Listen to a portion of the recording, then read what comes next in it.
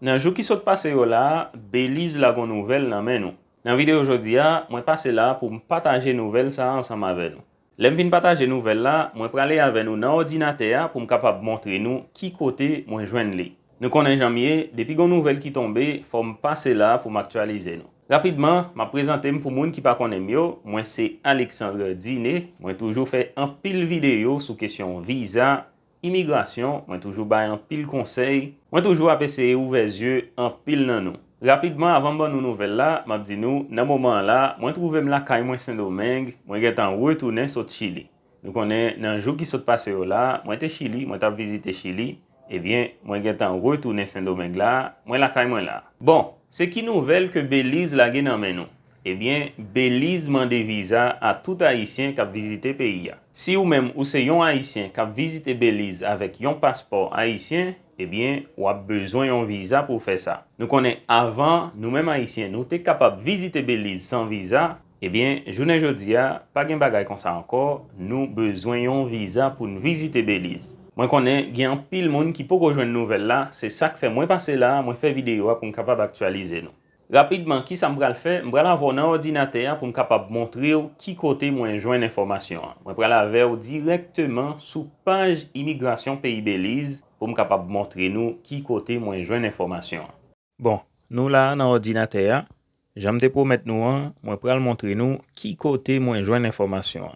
Mbata remen nou panse se voe, map voe monte, mwen toujou remen pataje informasyon ansam ave nou, konsa tou mwen remen montre nou ki kote mwen jwen informasyon. Se pa mwen menm ki invente informasyon, men mwen jwen li sou site Immigration Pays Belize. Pou sa, nou prale sou immigration.gov.bz. Sa se anglè, men si map dil en fransè, nap di nou prale sou immigration.gov.bz. Ok, mwen sou site la, mwen sou site Immigration Pays Belize. Ouè la, wap gade tout bagay la, se site ofisyel Immigration Pays Belize. Ki sa mbral gade? Mbral verifiye ave nou ke Haitien bezwen visa. Ok, mwen klike sou visa, epi mwen klike sou Do you need a visa to visit Belize? Ouè, mwen klike sou sa ki di esko bezwen visa ou vizite Belize. Bon, se an anglè page la e, mwen konen gen pil nan nou ki pale anglè. Ouè, li di Do you need a visa to visit Belize? Esko bezon visa pou vizite Belize? Mwen klike sou li. Ouè an le a la, men sa l di. Li pozon kesyon la. Do you need a visa to travel to Belize? Esko bezon visa pou voyaje ale Belize? Li pose kesyon la. Nap desan pou nan chèche repons lan. Ok, nap desan la. La, sou bo gauche la, se peyi yo. E sou bo droite la, se repons lan.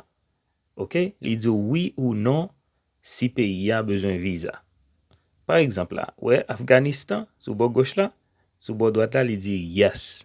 Afghanistan bezwen visa pou vizite Belize. Gade bien, oui. Ouais, Afghanistan, et puis yes. Réponse nan yes. Afghanistan bezwen visa pou vizite Belize. Nap desan. Nap chèche, se Haiti nou bezwen. Men, avan mjwen Haiti, map gade kek lot peyi ki bezwen ou bien ki pa bezwen visa pou vizite Belize. Par exemple la, ouais, Argentine. Argentine, men repons nan. Eske l bezwen visa? Non. Ouè sa l di? Li di no. Non. Yon Argentin pa bezwen visa pou l vizite Belize. El ka fe 90 jours Belize. Ouais, men li la. Pendant ce temps, pou Afghanistan, li pa di no. Li te di yes. Ok, an nou gade avem toujou. La, map desan la. Ok, ki sa mbral gade la? E se Haiti map chèche, men la mwen wè Belgique. Wè, sa se Belgique. Bon, yo mette lan anglè, jam di nou an, Belgium. Eske Belgique bezwen visa? Yo di non. Men li la.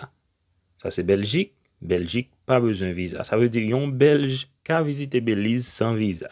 Se pa mwen menm ki ap invente, mwen montre nou la. Par exemple, Brésil. Men Brésil la. Eske Brésil bezwen visa pou vizite Belize? Li di non. Yon Brésilien pa bezwen visa pou vizite Belize. El ka fe 90 jours nan peyi Belize. Wè la? Ok, se pa mwen menm ki invente, se et immigration pays Belize qui ba information. N'a descend, n'a cherché Haïti. Bon, nous allons aller dans H. Parce que Haïti commence avec H. C'est lui n'a cherché là. OK, maintenant G là. OK, mais Haïti. Mais Haïti, ou après il dit yes. Ça veut dire Haïti besoin visa pour visiter Belize. Gon vidéo que m'te fait, les Belize pas demandé nous visa, il te dit no. Haïti, il te dit no. Haïti pas de besoin visa. Ouais qu'on y a là, yo changé. Haïti besoin visa. Eh bien, c'est pas moi-même qui ai inventé, c'est Immigration Pays Belize qui bat information. Prends ça nous, gardez-le bien. Haïti, alors Haiti en anglais, est-ce que le besoin visa? Yo dit yes. Oui. Yon haïtien besoin visa pour visiter Belize. Si vous regardez toute vidéo mieux, ou après, moi te fait une vidéo déjà, côté me dit haïtien pas besoin visa pour visiter Belize. Et me montré nous ça. Mais qu'on y a haïtien besoin visa parce que yo changé le qu'on y a là. OK, là, il y a une autre information que yo dit. Yo dit comme ça, yon moun qui pral visiter Belize, qui gagne yon visa américain à entrée multiple, ou bien yon résidence permanent américain, alors États-Unis, ou capable visiter Belize sans visa. Ça, c'est parti que m'a montré nous là.